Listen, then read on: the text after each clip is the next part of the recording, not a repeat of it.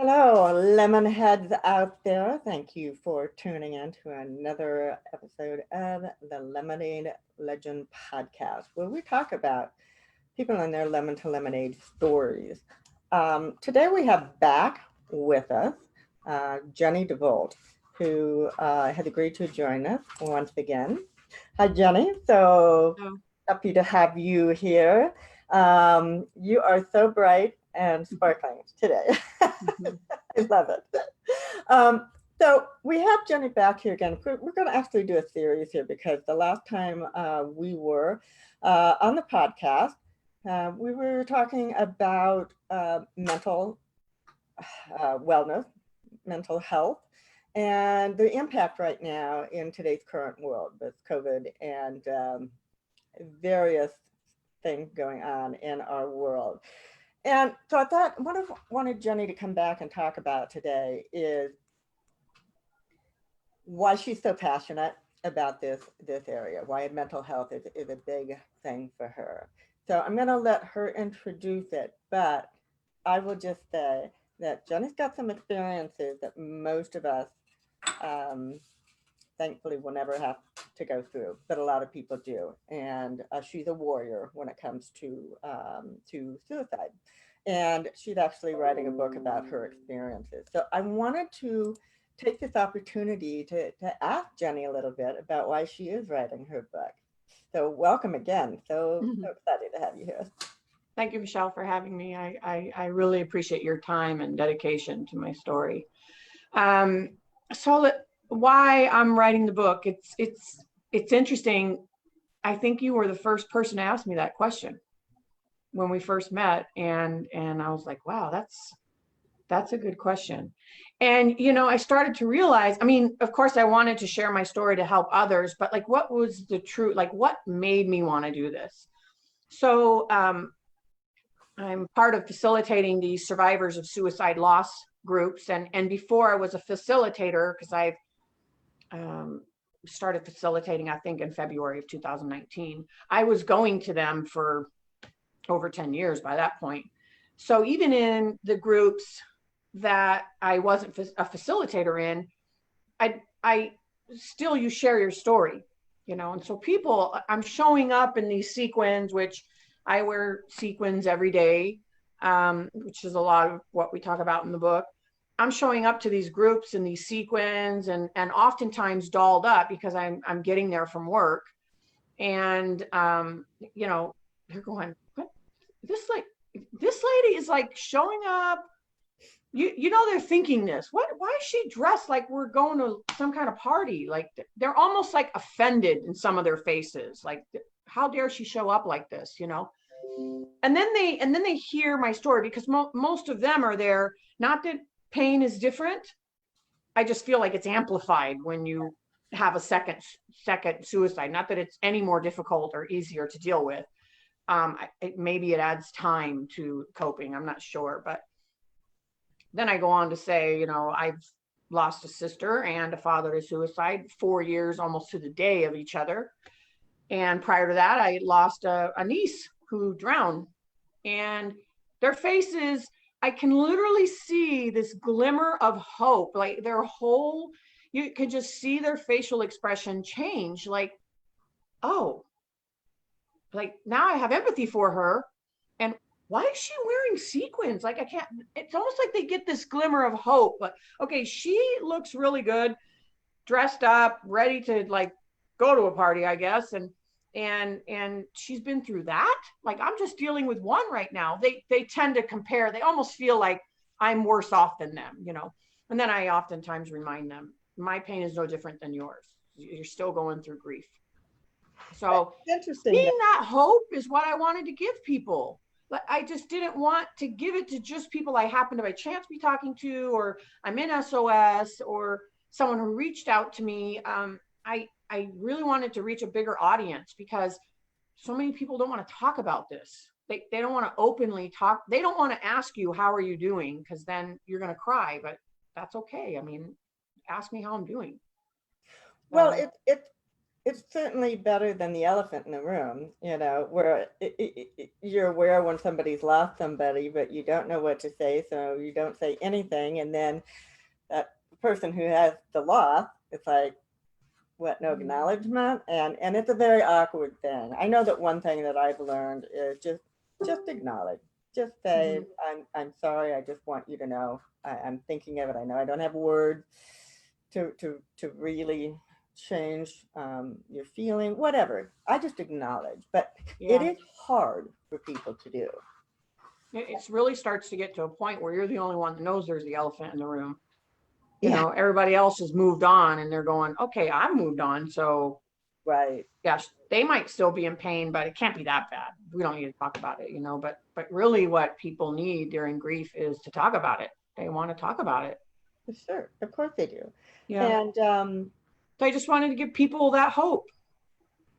And I think like you don't have to, you can choose to live depressed and let it overcome you, or you can choose to use it to do some kind of good in the world and be a better person.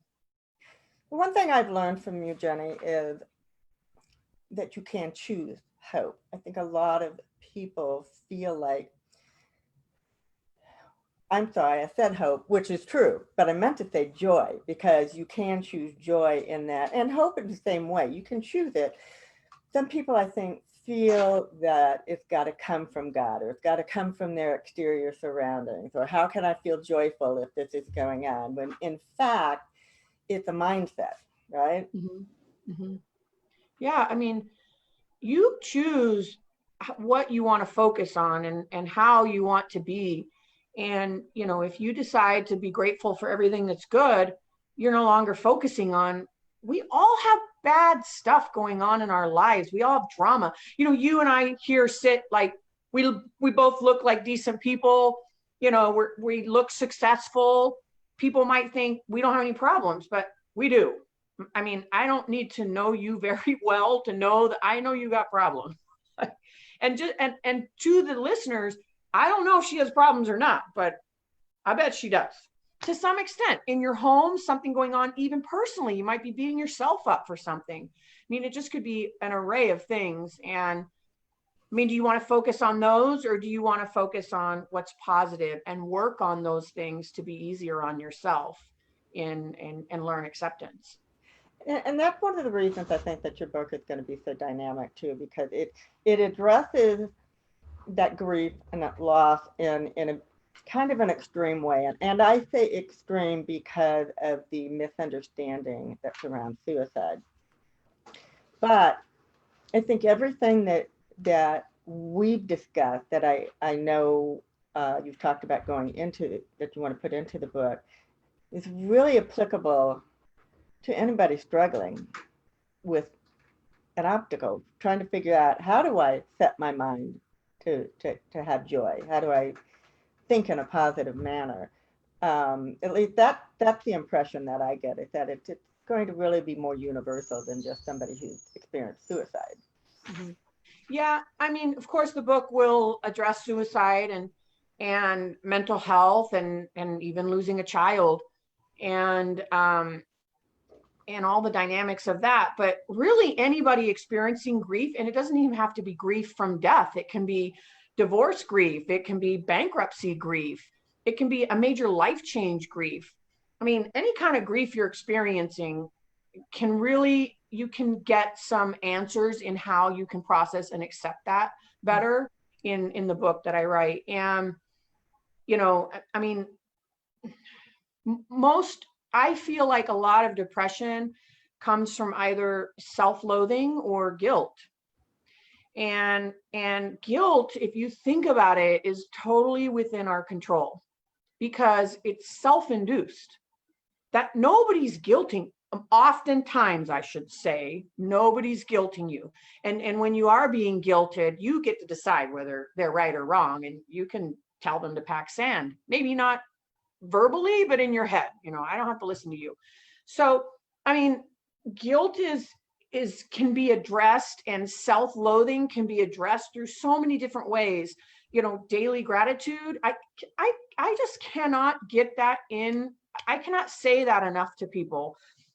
I mean, I'm sure some people hear it and think, oh, here's this tagline again, daily Yeah. gratitude. Oh my gosh, they probably roll their eyes, but man, it's instrumental. It can change your life. It will, not even can, it will change your life.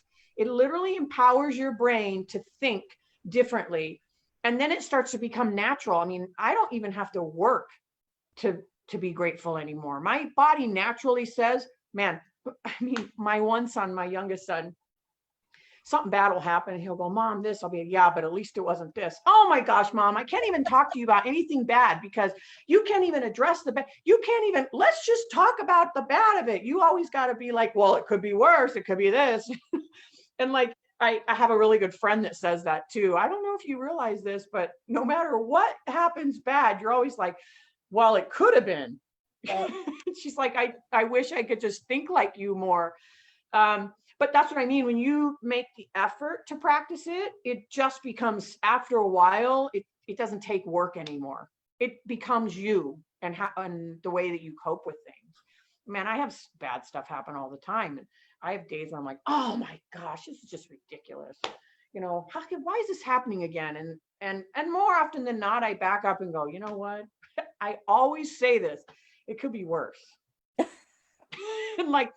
And I've seen worse. Give it back to yourself. Yes, I mean, I have seen worse, and I've seen bad days, and I mean, it makes so many things so trivial anymore. They're just, now I realize, how bad life can get, and it's not even, I didn't even get in a bad accident and hospitalized for months and trying to go through I almost feel like it wasn't even the worst thing that could have happened to me, which anyways, yeah, I just want people to learn to self-acceptance, give yourself grace, overcoming guilt, and understanding that, guilt is self-induced. Yeah, it is. And, I hadn't thought about this before until you mentioned it, but if you can get at the root of what your depression is, so if you can say, okay, it's guilt, now you've got something you can work with instead of not really understanding where the depression is coming from. It makes it a little bit more concrete, which I think it could be helpful. And a lot of guilt and regret, it is because now you have 20/20 vision. Like, now you know what did happen and what became of whatever maybe you didn't do, but like, how can you judge yourself? You didn't know this was going to happen. Right. You can't read the future. So you did the best that you could do with what you knew at that time. Exactly. And so to judge yourself then and carry guilt for not having done the right thing that would have prevented this, it just doesn't make sense. But we do that to ourselves, oh, I should have done this, oh my, and we carry regret. And I mean, I don't know, for a long time I did let it weigh me down. And when I stopped doing that, I started to realize, man, I feel good. I still have this hole in my heart, and I still desperately miss these loved ones. I still carry so much pain for the way in which it happened and the tragedy, the snowball effect that happened in my family. But man, I feel good when I do the work. Yeah.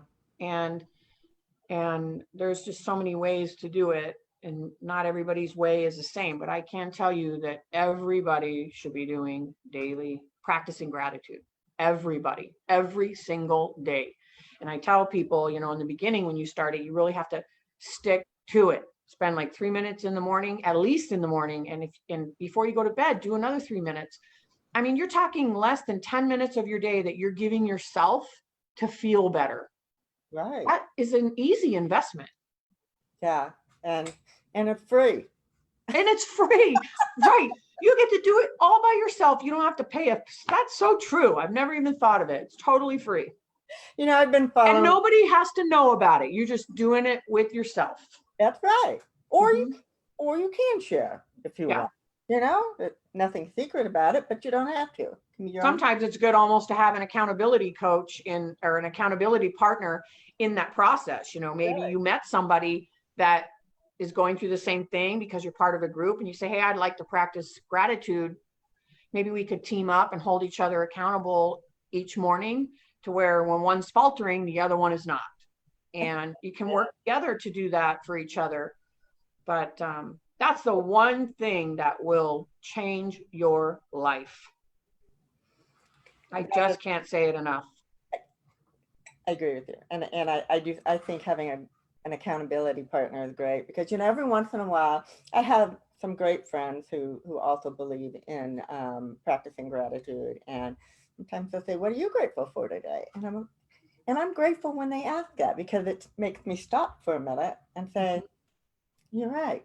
I'm grateful because it's a beautiful day. Or I can usually find 100 things if I really think about it.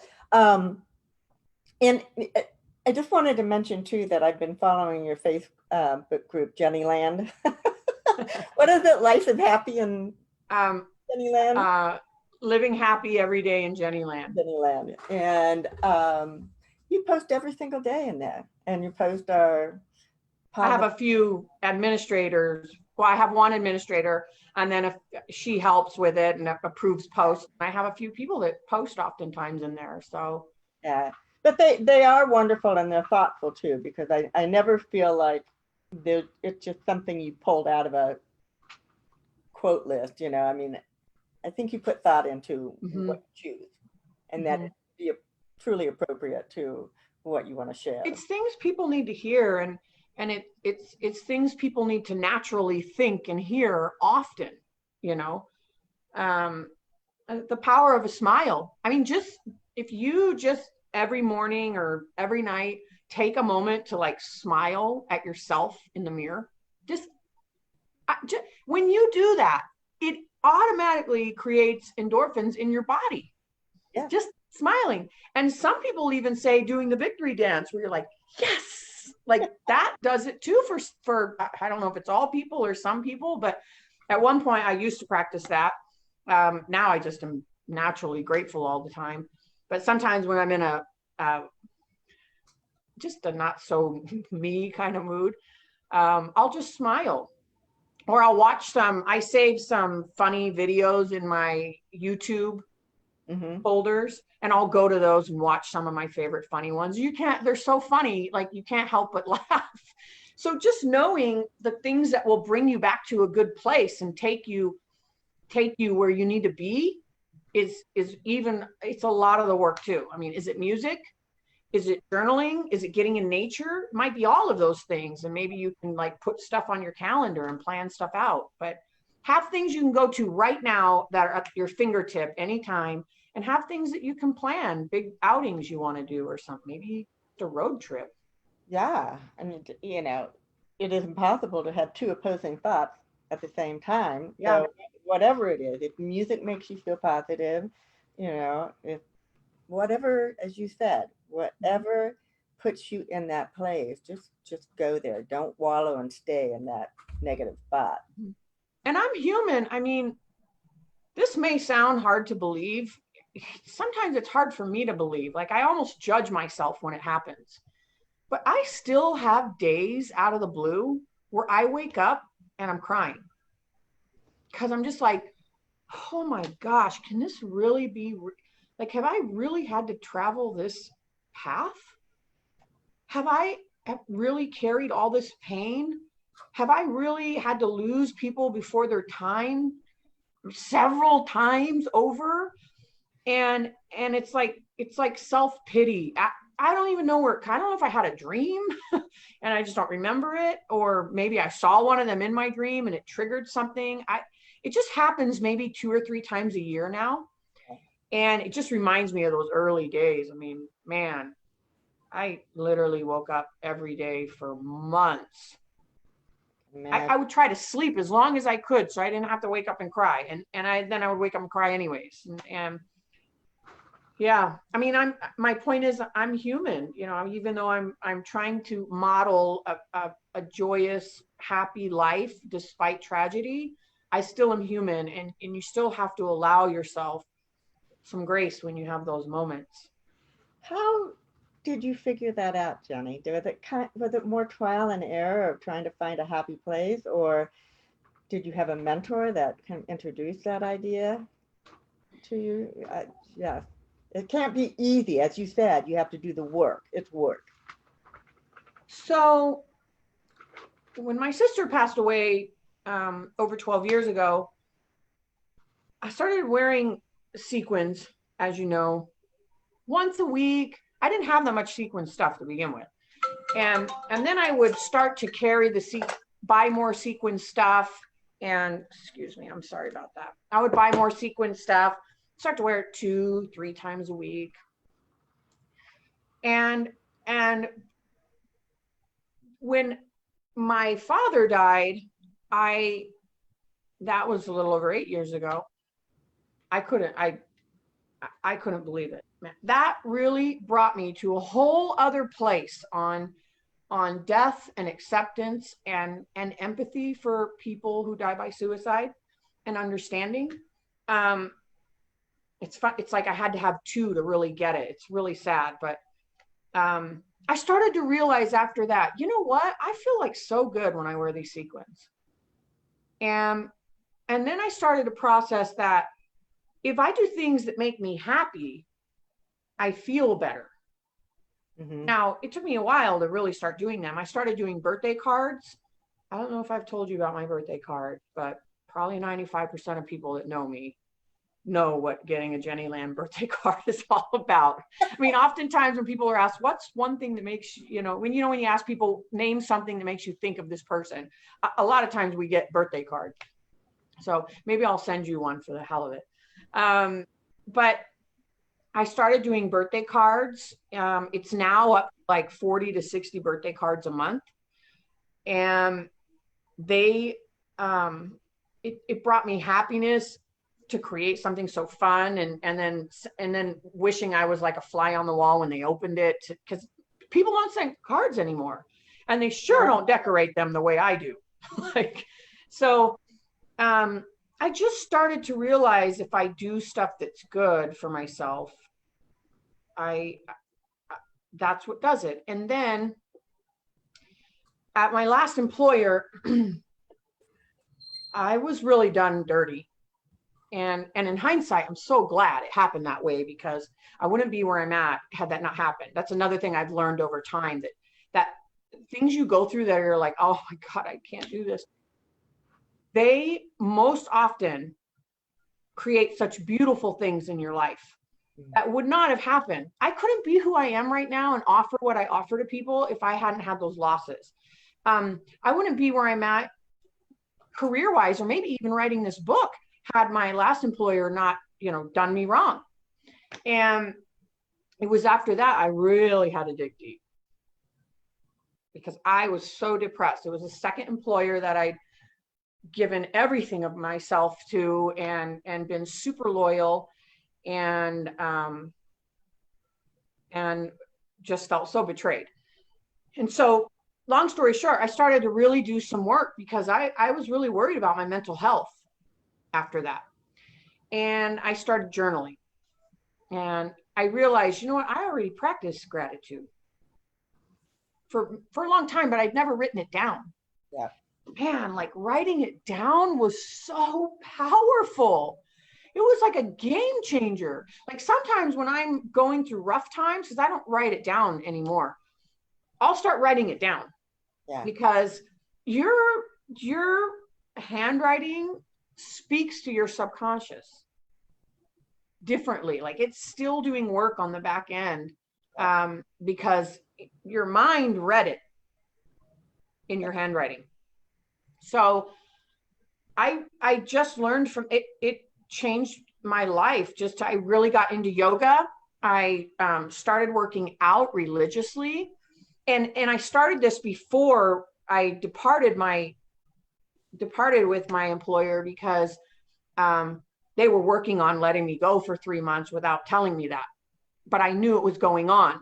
So I was like working somewhere where they didn't want me there. And it's really hard to go to work every day like that. Yeah. Yeah. So I just started doing that work before then. So it's been a little over 2 years that I really started diving deep into what you can do for yourself to I'd already overcome this stuff, and people that met me, I was already living positive, sequins. I mean, you cannot be in a shitty mood if you start your day every day looking in my closet. I'm telling you, it cannot happen. Like, I'd like to look cannot in your happen. closet sometime. Oh my God. It's Because you've even got sequin shoes and oh my gosh, you don't even yeah, know. I have sequin pants, leggings, skirts, you name it, I have it. But I'm not even kidding you. I have it in sequins. So it's really disgusting. bathing But suit. What about a bathing suit? they make some, but no. But most of my bathing suits are really bright, or they have like ruffles on them. They're still very girly. Yeah. I haven't found a sequin bathing suit that I really care for.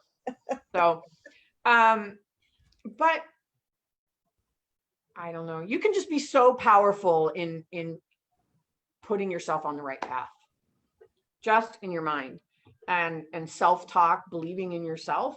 And oftentimes that happens just by the people you surround yourself with. Yeah. So if you keep people in your life that are negative, and maybe they don't even live their own life in a positive way, it's really not healthy. It's not. I definitely have found that for Mhm. myself. And I even have some people close to me, from a family standpoint, that I have to distance myself when they're Oh, in their negative modes. And I feel bad for that, but not too bad because I know I have to do it for me. Because I'll be taken down the rabbit hole real easy. mhm. It's interesting because one of the things I'm going to talk about in my book that I'm not sure, I won't get really much into it right now, but I don't think I've shared with anybody, and I won't even really share it now, but it really starts with, my dad was at a real negative place Mhm. when we lost him. And I didn't give him enough attention, is the bottom line, but I'll delve more into that. But it's like sometimes we have to be aware of people that are in a negative space and maybe give them our time and do that work. Yeah. But to keep people in your life who don't live a good life and aren't guided by the right morals, like the same kind of values, then you really shouldn't surround yourself with them. I'm not talking about like political views. I'm talking about morals. What do they live by? Some of my morals are live the golden rule, do the right thing. There's all kinds of different ones. I mean, you really should write them down. But if you have people in your life, if you're surrounded by many of them that don't hold similar values, you need to clean house, maybe one by one, little by little. And you don't have to cut them out of your life. You could just, maybe you don't talk to them every day. You just slowly just don't talk to them as often. They're still in your life. You don't have to just cut them off, but you probably should find other people that you talk to every day. Right. And I think what you were saying is maybe you just need to know how to set your boundaries. Sorry? You need to know how to set your boundaries Mhm. with people who kind of put you in a negative spot. Yeah. I think that's really important. But you also brought up something that's very important too. If somebody has a shift of the way they usually think, and they're down, depressed, whatever, that's a signal. Pay attention. Pay attention. Yeah. Mhm. Yeah. So big difference between somebody who kind of lives their life with the glass half empty kind of mentality. And my lack of paying attention in that situation was really because there's no way in hell I thought that would happen again. Of course. I didn't think it was even possible to be on suicide watch again. Like how that, anyways, that's why my opinion drastically changed after what happened. I can imagine. I wanted to touch on something because you did share, and I think this is so powerful, that the process of writing the book and chapter after chapter and reliving it, especially chronologically, it's hard work. And I know it's really hard work for you. And so I'm not going to put you in that place, but I want to acknowledge that you are making such a sacrifice to the rest of us for going through that process, because I think it will be a very, very important book. And I think the timeliness of it is incredible, because a lot more people are going to be put's not the right word, but they're experiencing mental health conditions. Yep. Yep. And so I think we not only will be experiencing more suicide, but we'll be experiencing, job losses and depressions and substance abuse. Yeah, all of that, which people are going to grieve over. If you have a loved one who is addicted, you're grieving for the person that they were before the addiction took hold. So there is grief in so many of these situations, and I do think we're going to be seeing some more of it. So, and I just love the fact that you're creating this book around not just what happened, but how you chose to find joy and how you chose the things that you have come to learn. So it's an educational book as well. And right now during COVID, there's a society-induced depression. I think a lot of people are experiencing mild depression. And depression, some people just get it from the circumstances. And so I'm writing this book during that too. And I'm just like, oh my God, like I'm already doing extra work to try and, it's unbelievable how much I go to the gym right now, just because meditation, I'm like, I don't want to fall into a society-induced depression. Right. And then I thought some of the some of the chapters would be easier to write than others. Okay, that one will be easy. No, it doesn't even matter what I'm writing about. Eventually I get to something that's triggered. And I'm confident in the end it will be worth what it's taking to write. And just to reach one person and help them get through grief, it's worth it. Yeah. The suicide grief is so complicated. It's so, at times, seems unbearable. And, sadly, I've been through 2 of them, and I just remember what it was like the first one. I almost feel like that is just so traumatizing. I just can't even begin to tell you, because, that always happens to other people. You only read about that. Yeah. That doesn't happen to you. That's not going to happen in your family, kind of like my niece drowning. And the reality is it can happen to you. Yeah, it absolutely can. And you can't really plan for it. Learning these techniques is good for anybody anyways, just so they are prepared in the way that they live already, should something happen. Well, I, for one, am grateful that you're writing this. I've suffered loss, but never suicide. I'm not, doesn't still grief happened yet in my life. But whatever, grief is grief. And I commend you for learning how to choose joy and choose hope. And I think that's just a powerful message. And I have to go back and say, I'm so appreciative of the fact that you said when you wrote down what you were grateful for, the process of writing it down was a game changer, because that feeds my heart and soul. Because I tell people all the time, write your story down. Even if you don't print it, publish it, you don't do anything with it, write it down. And that's helps you process. It becomes more real, and you'll see it and you'll look at it in a whole different way than when it's been in your head all along. So thank you for sharing that. And when it comes to daily gratitude, some days it'll be, thank God I had a good hair day. Other days it will be, man, this last month was amazing. And I tell people, write 2, 3, 4 things down. It could be something big. You might be grateful that your family is healthy. You might be grateful that you had a nice bath last night. I mean, it really doesn't have to be anything, I don't want to say meaningful, but it doesn't have to be anything life-changing. It's just recognizing some good things that have happened to you so that you train your brain to focus on that first thing every day. That's really what the goal is. Um, yeah, I'm telling you, my youngest son, he doesn't even like to tell me about bad stuff anymore. Like, because I'll be like, well, maybe you can do this because that doesn't, I mean, it could be worse. It'd be so funny if we brought him on the show. I could only imagine his version of this. Oh, we might have to have a mother-son show then. Hey, you know, maybe one day we can have one and have him step in real quick. Yeah. Reedy, tell me what it's like when you tell me there's a problem and what do I say? Like when you're trying to share something bad. I love that. Well, when we have you back, let's plan that. Yeah. Make sure he's around so he can pop in. What's the title of your book? Suicide and Sequins. Of course. Yeah. Yeah.